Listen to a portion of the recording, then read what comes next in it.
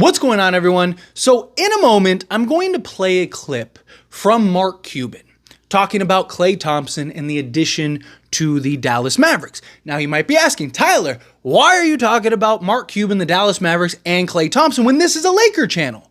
And it's because, literally, verbatim almost, what Mark Cuban says about Klay Thompson, I said when they went and signed him, and why I said it makes no sense, right? Klay Thompson came from a motion offense, came from an offense in which he is constantly on the move, constantly keeping the defense on his toes, right? Which makes Klay Thompson so valuable and makes it so difficult to guard him because he is so good shooting on the move. That's why I said on the Lakers, I thought he makes a lot of sense because JJ Redick wants to run that same motion offense.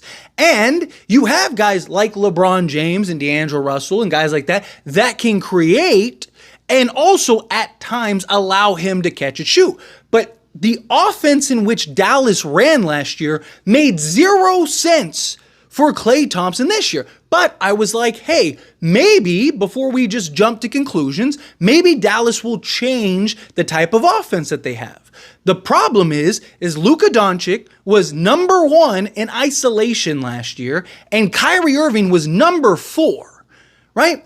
Their entire offense is one of the things JJ Redick criticized Darvin Ham for with the Lakers, right? LeBron James holding the basketball and 4 guys out wide and just standing there waiting. Literally just standing there waiting, right? Same thing happened in Dallas, right? Luka and Kyrie, isolation, holding on to the basketball, and then guys standing around, and then it's just drive and kick, right? But here's the thing. You look at the playoffs in which they ran. 1, they got to the finals on the back of their defense. 2, their guys just got hot.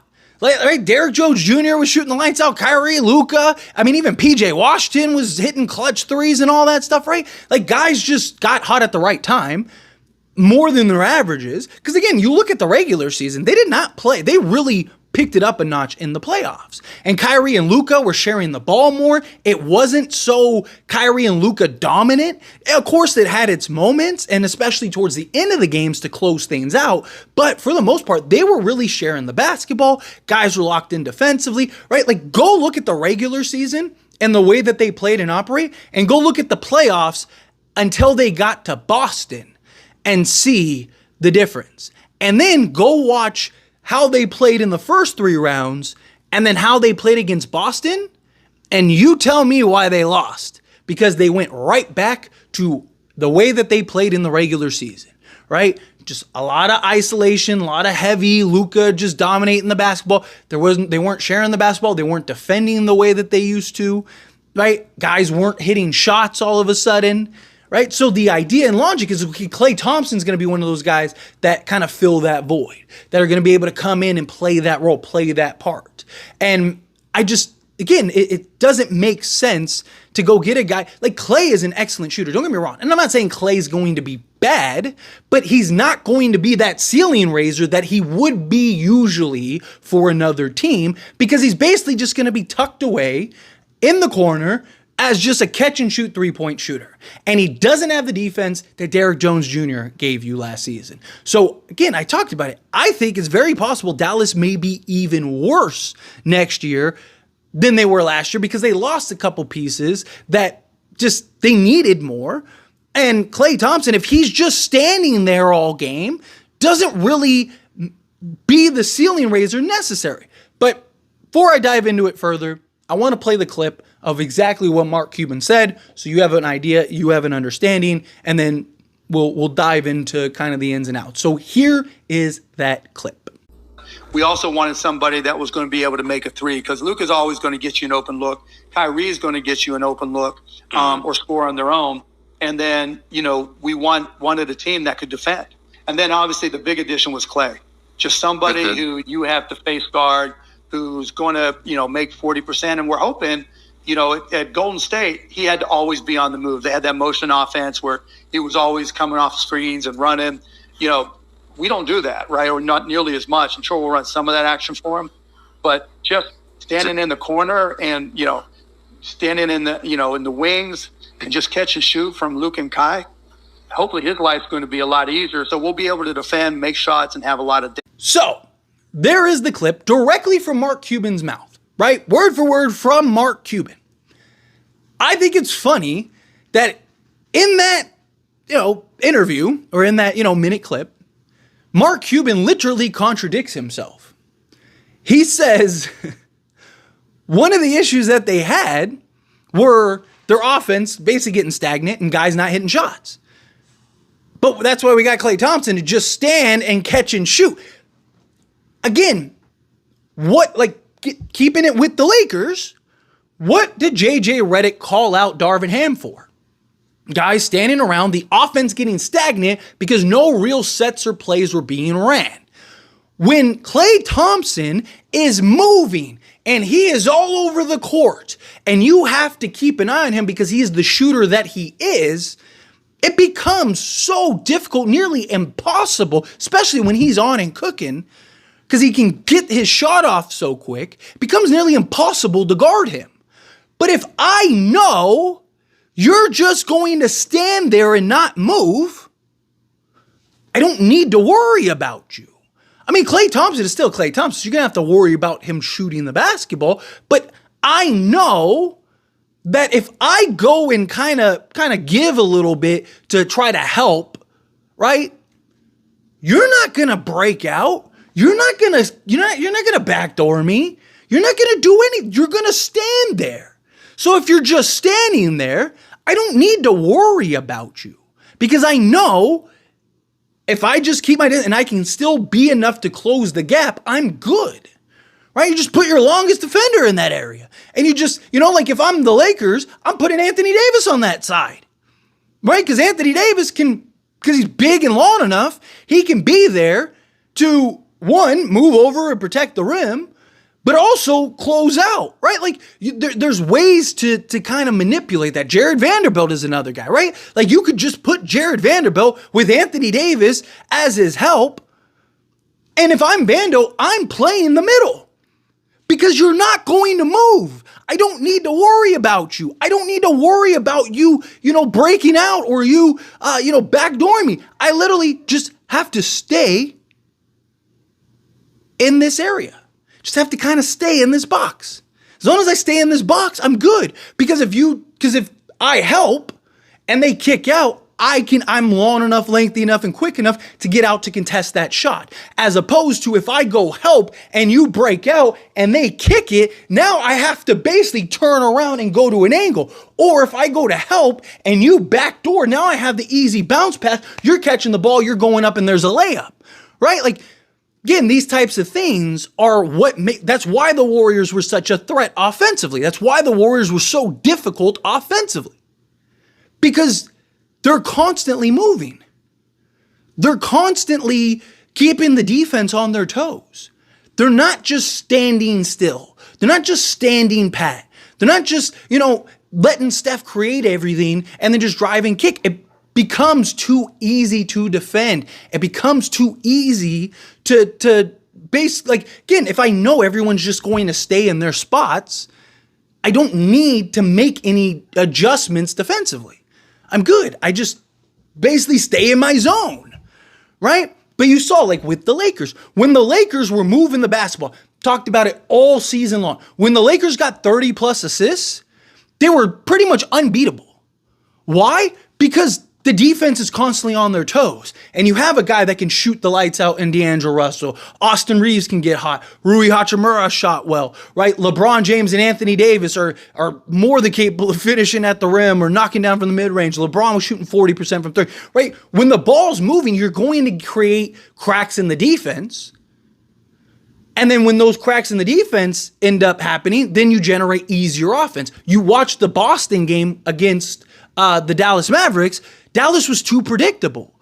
Boston never had to leave. They just played one-on-one the entire game and made Luka and Kyrie beat them and just basically stayed home on the other guys. Because they're not going to move. Nobody's going to move. So I don't need to go anywhere. I just wait here. Right? And now I'm playing 2-on-5 the whole game. They baited Luka and Kyrie into basically being, Batman and Robin. Right? And said, we don't believe that you two can beat us. And they didn't. Right? Why did the other guys not show up? Again, go look at the field goal. Look at the data. Again, the reason I'm mentioning this and the reason I thought that this was so important is because so many people keep talking about how Dallas got so much better and, DeMar DeRozan with the Kings, man, all these teams are getting better. They didn't. Sacramento, you can make an argument, got worse too. Now, again, I will wait to see. Same thing with Dallas. I'm willing to wait to see, but literally all the reasons I said Klay Thompson to Dallas doesn't make sense. But hey, maybe they're going to change the way that they ran their offense. Mark Cuban just said no. Mark Cuban just said they're going to do the same thing they did last year. Only this time they have a guy in Klay Thompson who can shoot 40% on the catch and shoot three. But that's not what Klay is best at. That's not how you're going to maximize Klay. That's not how you're going to put Klay in the best position to be the most impactful and to draw attention away from Luka and Kyrie and to do all the things that you need done. They're banking that Luka and Kyrie can generate enough attention and basically free up Klay Thompson's man to then kick it out to Klay and he can get an open shot and knock it down. Now, that'll happen on occasion, but when you get to the playoffs, right? I'm telling whoever's guarding Klay, do not leave him, right? So let's say Dallas is playing the Lakers, right? Let's say Vando is on Luka, D'Lo is on Kyrie, or Reeves is on Kyrie, and then D'Lo is on Klay, right? Probably how that defensive matchup will go. If I'm JJ Redick, I am telling D'Angelo Russell, I don't care what happens, do not leave that spot. If you want to kind of fake it, sure, but do not leave that zone because Klay Thompson is not going anywhere. Right? According to Mark Cuban, according to the offense they ran last season, Klay Thompson is not going to move from that spot. Kyrie and Luka are going to try to, razzle dazzle. If you want to leave PJ Washington wide open, fine. The help can come from that side. So LeBron, you can help, you can close, leave PJ open, right? AD, watch the lob behind you on Lively, but you're in that space, you're in that area, right? Vando, you're on Luka. Reeves, you're on Kyrie. D'Lo, do not leave that spot. Now what? Now Klay Thompson has to shoot on a minimal window against a guy that has a 6'10" wingspan on basically no space. Because again, if you just keep D'Lo there or whoever's defending him, and all the teams will do this. Again, Boston did that to Derrick Jones Jr. and PJ Washington. Just said, stay on them. They're not going anywhere. They're not moving. Stay there. Do not leave. And that's what happened. And Boston ran through them, right? Because again, yes, when you, boom, wide open, pull up, right? You just right there, boom, in your pocket and you're rising up, right? Boom. That is easy, right? I can knock down a couple just wide open, pull up, like catch and shoots.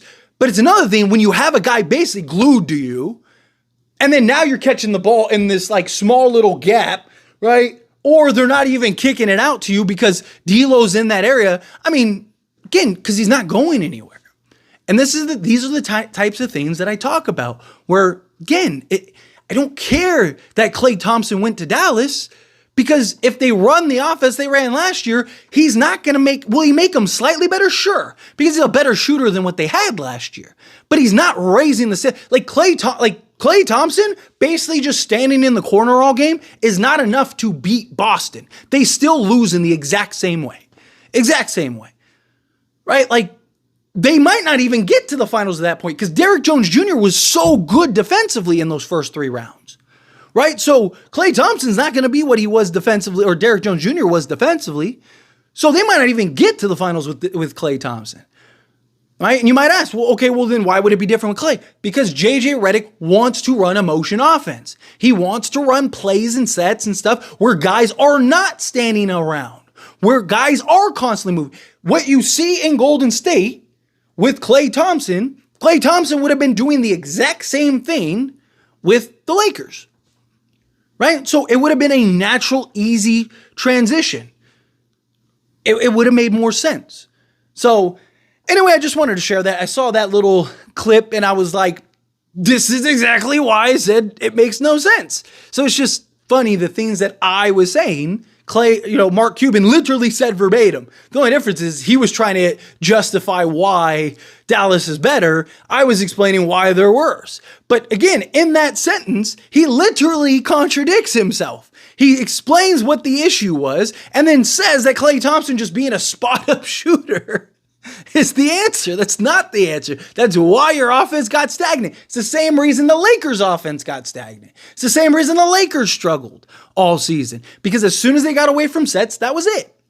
But anyway, as always, this is a discussion. I pass a question on you. Let me know your thoughts and opinions down in the comments below. Do you agree with me? Do you disagree with me? Are you somewhere in between? However you feel, whatever your thoughts are, I'd love to hear it. So let me know down in the comments below. That being said, if you haven't liked this video, hit that like button. Helps me a lot. So we enjoy these types of videos and I truly appreciate it. Not subscribe to the channel, hit that subscribe button. Turn on the bell notifications. Appreciate y'all. See you in the next one. Thank you.